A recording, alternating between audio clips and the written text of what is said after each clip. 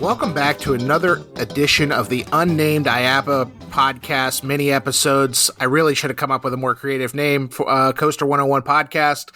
I am joined this time by Stephen Amos, who is the Vice President of Development for Give Kids the World. Stephen, how's it going? Going really well. Keeping really busy, but excited to chit chat. You guys, there's a lot going on at Give Kids the World right now. Obviously, you reopened late last year, and we're going to get into kind of what's the ongoing.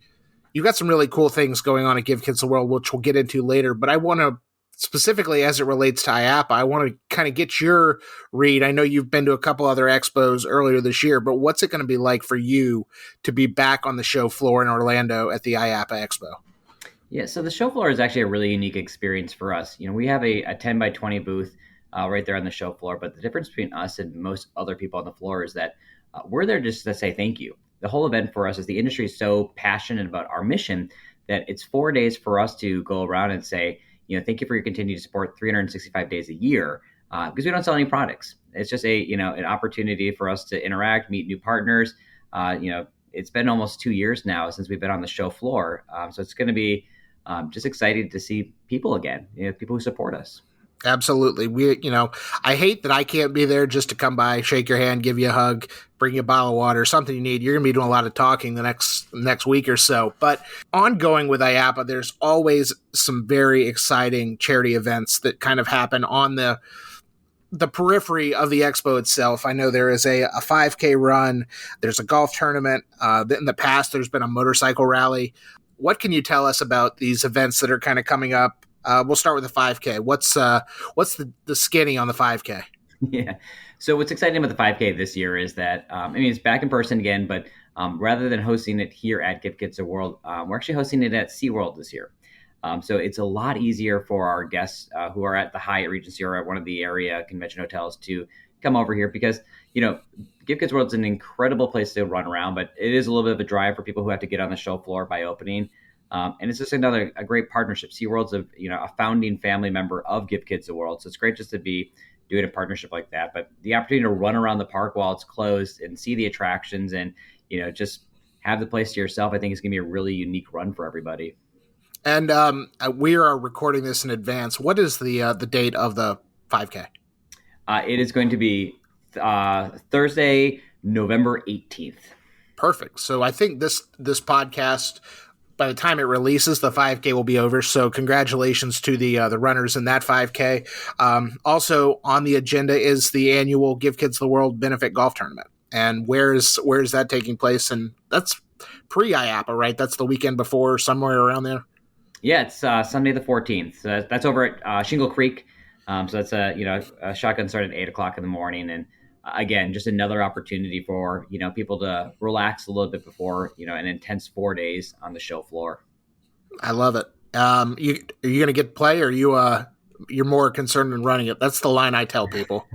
No, we do check in, but there's 2 holes that have fun challenges on there. So the last couple of years, I've been at a chipping challenge where we set out some floating tubes, some inner tubes out there where for an add-on price, you can try to chip into one of the tubes and then you qualify for, at the end of it all, a challenge to win a prize. So it's fun to watch people get really competitive. I always thought that with golf tournaments, I thought I could never do that. You have to be really good. And I realized that the golf tournaments that, the IAAPA one, it's very casual. It's just for fun. So it's actually fun to watch how competitive people are with the putting challenge and the chipping challenges. And, in 2019, we had a rocket launcher basically for your golf ball that in case you didn't want to drive it the whole way, you could launch it down to the green. And it was incredibly accurate to get it there. So, again, the industry that is, full of, the most updated, crazy, fun things to do. Of course, it's all intertwined within the golf tournament also. For sure. I love it. That's awesome. I do want to talk about kind of the big event benefiting. I've gotten a press release email about it. I'm kind of scared as to what's going on to happen to this and to see the size of this occurrence in person. But you guys have partnered with the Ripley's Believe It or Not folks, and their president, I believe, is that correct, is shaving his beard to add it to the world's largest hairball, and they're matching donations. let's talk a little bit about the Give Kids the World partnership with Ripley's Believe It or Not. Yeah. Jim Pattison's the vice chair, or will be the vice chair of IAAPA. So he'll be chairing it the next year. But he's got the world's largest hairball, and it is the partnership with the relationship with Give Kids the World and Ripley's dates back years. I mean, they're incredible partner with the IAAPA Passport for Kids, which for people who don't know is we give them these Wish Kids an incredible experience here for 1 week. They get to go to Disney, Universal, SeaWorld, all the area attractions. And then when they leave for 1 year, there's about 150 participating FECs, theme parks, miniature golf courses who basically give them an annual pass where they can go to those parks for there. So, if you are from, Chicago area, you can go to Six Flags Great America on that pass, but as well as anywhere you want. And Ripley's has been incredible. All of their locations are on there. And for a lot of people, Ripley's has a lot of locations, and there's a lot within their portfolio themselves too. And Jim in general has just been really passionate. He did a big event for us at the GM breakfast at IAAPA a few years ago at Night of a Million Lights. Ripley has this installation of the most wacky, funniest yard I think I've ever seen with Christmas decorations. And it's just this is common thread. Jim and his team being very passionate about supporting our mission through creative ways. And I think that's what drives the success of all their campaigns, is trying to think of something unique that people will talk about, but also benefiting a great cause. Right. And this is happening on the show floor. He is going to, I'm reading it right now, shaving his beard at the IAAPA Expo, adding it to Haas. This is, there's actual name for this hairball, and it's taking place on November 15th. Ripley's Shave the Beard and Make It Weird campaign.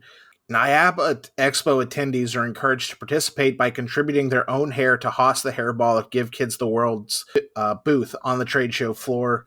And Ripley's will match every donation up to $10,000 for you guys, which is awesome. So do you want me, we're recording this in advance. Do you want me to trim my beard, put it in a bag and send it down to you? Or is this a weird question to ask? It is within the Ripley's family. I don't think there are any weird questions. Okay. I always joke that we have a standing weekly call where we talk about the world's largest hairball, and I said only when you partner with the IAAPA industry where that's a serious meeting. We have a lot to discuss. We do things on the show floor, but it's going to be a fun activation for us at our booth. We are building a mini barbershop within there. So you are more than welcome to come, and then you can clip off a small piece of your hair and will actually be added or glued onto the world's largest hairball. So it'll continue to grow on the show floor. So it's 9 feet wide. So when we start to think about it, it's a 10 by 20 booth. Half of our booth will be the hairball, and a common 10 by 10 is that's the pop-up tent you have at a tailgate. That is right. How big the hairball really is. But it's it's an incredible relationship, and we're excited to see what it is. But the best part about it is it's going to create conversations at our booth. It's going to drive people there, all in good fun, but it'll allow us just to let people know more about our mission, and then again be able to say thank you for all that they do for us. I love it. And according to the Guinness World Records, the largest ball of human hair ever created weighs 167 pounds. You guys are on your way to getting there. So pay no attention to the Ziploc bag that comes to Give Kids the World in the next week that has a handful of beard trimmings or mustache hair. Addressed specifically to you. We're going to... Yeah, just loose in an envelope. Loose hair. That's right. I love it. It'll be like a card that opens up and the hair just falls out into my lap, and I'm very confused what it is. Yes. Well, anyway, surprise. Let's talk also about the second year of one of the most unique holiday theme park adjacent experiences out there, which is Night of a Million Lights. I know, again, we're recording this in advance. You guys had your press preview last night after the first year, which was deemed a success. Yeah. Very successful. Beat all of our expectations. That's good. So what can guests expect for Night of a Million Lights this year? Yeah. So last year, we were closed. So the event footprint was the entire village, and it was walkable, and all of the yards were activated by our most treasured partners. So we really gave them, creative liberty just to express themselves in a fun holiday way. Photo ops, unique installations of things that they had in their boneyard. And what's different this year is we have families back. And that's the most successful thing with this event right now is that we are so excited that We are welcoming them back. And our number one priority with everything that we do is to make sure that the Wish families have an incredible experience and we don't disrupt anything for them. And with that, we're not back to 100% capacity, though. There's still some things, we're waiting for the vaccines to be available for, the 5 and up. And that's started, but we still haven't seen the Wish kids yet. So we know by 2022, we'll be back to full capacity. Right now, we have next week, we have about 50 to 60 families coming here, which is still an incredibly great number to be hosting. But we had to think of something different this year because since it's not fully walkable, what could be still a great experience? So we added a lot of new things. And I think the biggest thing that we added this year is the show dances.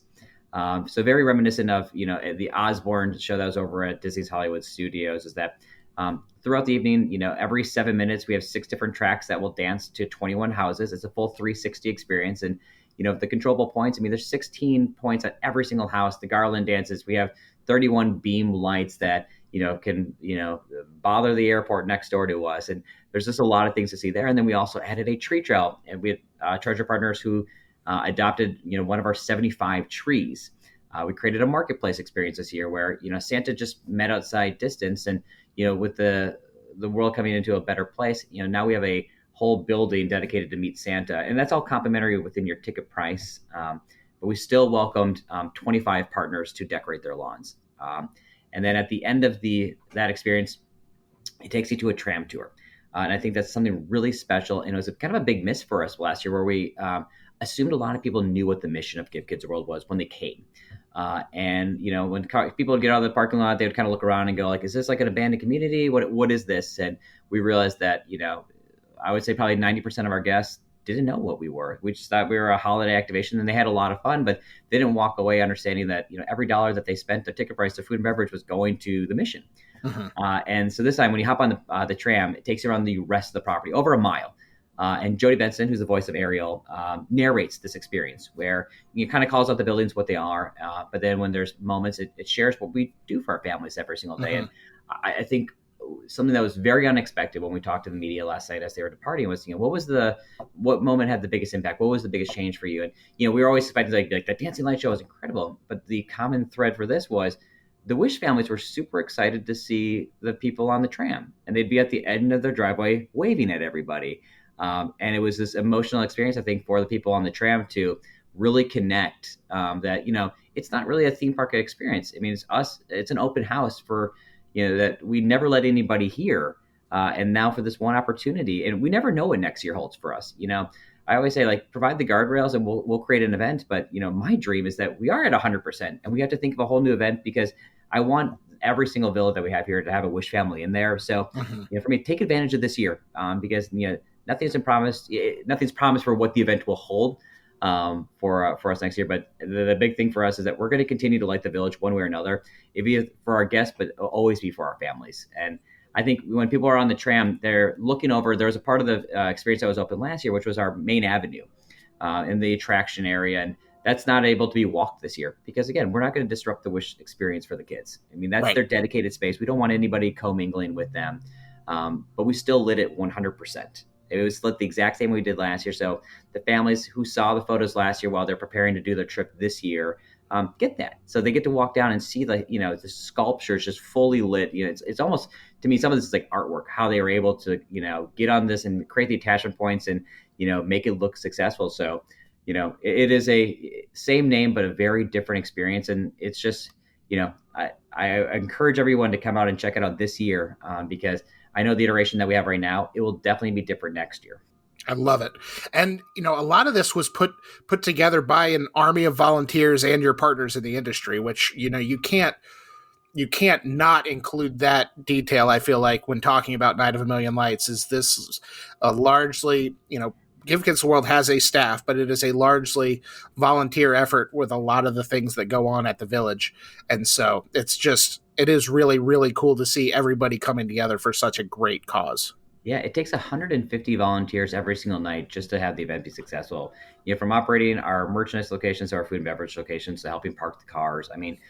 For all those areas, we have a singular staff member who's managing the volunteers, but we lean on that. And, the number is, just under $1 million is saved in wages by having volunteers out there. And throughout the run of the show, they're going to contribute 30,000 hours of volunteer service just to make sure that this is a success. And, it's a big thing with our families that they talk about is that some of the best experiences they have when they're here is the interactions they have with the volunteers, because they're also equally as passionate and are really eager to share, why they're there and the impact they have. And, what's unique for a lot of people is that a lot of people are alumni families who want to give back to the trip that they had. So they have this firsthand experience when they're talking to the guests. And again, spending 10 years at Disney, incredible experiences. I worked on marketing strategy with the Halloween parties and the Christmas parties, and they do an incredible job there. And I never want to compare like what show is better than which, or where you should be going, because it really is apples and oranges for this. This is truly an event that we are just trying to make sure that we have the appropriate funds, that we can continue our promise of saying yes to every single family who wants to come here.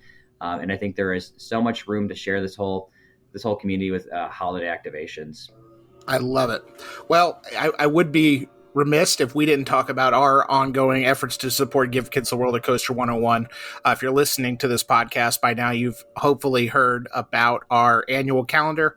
To date, we've raised about $5,000 for Give Kids the World through sales of these calendars over the past couple of years. And each year, the size run and the order grows. But we've got a really good roller coaster calendar photos taken by members of the Coaster 101 team, and we are donating 100% of the net proceeds to Give Kids the World. Stephen, I know you've got one in your office that you just changed, so you can speak to the quality of the calendars. Obviously, the mission is great, but we've also got our TeePublic shop, where right now we've got a design on the TeePublic created by our own Kyle Lindner that is kind of what he calls a coaster caricature of the Give Kids the World skyline. And it is on our site. We have 100% of the proceeds from sales of anything with that logo on it going to Give Kids the World.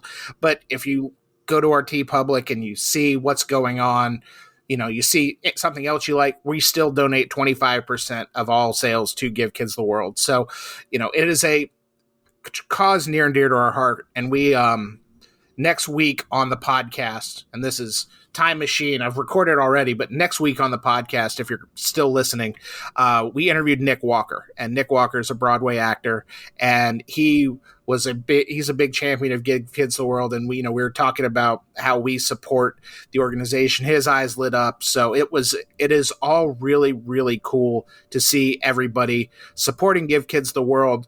But if you just want to make a donation, you don't want a calendar, you don't want a t-shirt, gktw.org. Go there, read the mission, read the history. There's a really interesting podcast episode that is way back in our podcast catalog with Stephen and Give Kids the World's president, Pam Landworth. And we kind of talk about the history of the organization and how it's, got its humble beginnings into what it grew today. But yeah, gktw.org. Be sure to donate. Go buy a calendar. Go buy a t-shirt. Go contribute your hair to the IAAPA hairball. Or make a donation at IAAPA if you're there. Because, again, Ripley's will match up to the first $10,000 in donations made to Give Kids the World. Stephen, before we wrap this up, anything else that I have forgotten or we need to mention? Not that you've forgotten, but just, we always tell people there's three things that you can do, and it's give, serve, and share.